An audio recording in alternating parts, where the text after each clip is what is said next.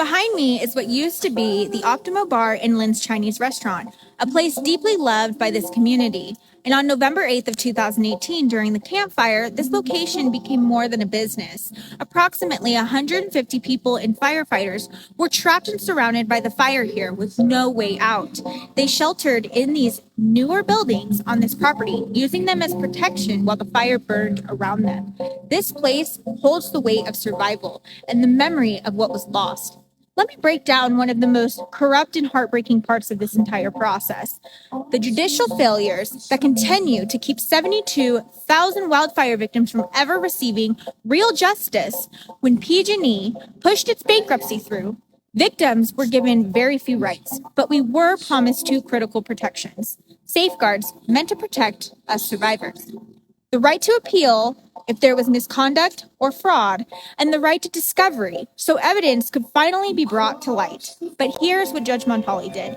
He handed those rights only to 5 entities, not to the victims. 5 entities he has admitted on the record were personal acquaintances of his. Let that sink in. A fellow fire survivor has stood in the courtroom on behalf of the 72,000 wildfire victims and begged that the court grant survivors the same appeal and discovery rights that were given to those 5 entities.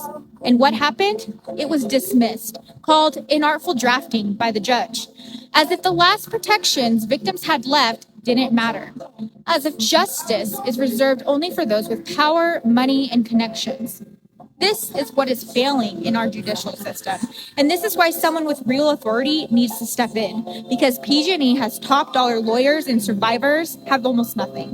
The one person still fighting this in court is doing it pro se alone, because nearly every attorney he's approached has eventually developed a conflict of interest tied to PG&E. Conflicts PG&E intentionally created so victims couldn't move forward.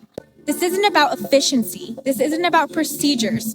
It's about controlling who reviews the record, limiting who understands the law, and preventing meaningful oversight of what actually happened inside the bankruptcy. And that is why this fight is escalating, not fading. My name is Sydney, and I will continue to use my voice to speak out for every wildfire survivor, past and present. I will continue to expose and challenge what never should have happened: a fraudulent bankruptcy used to shield a corporation from full accountability.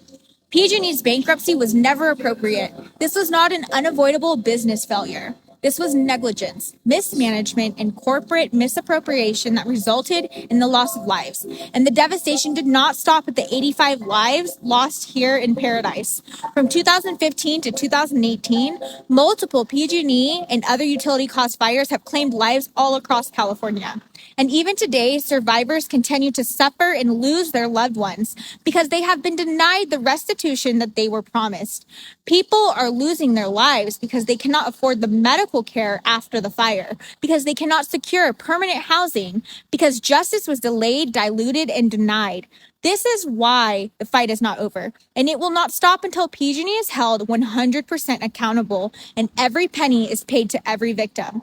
A promise was made and lives were destroyed. Survivors deserve nothing less than full justice.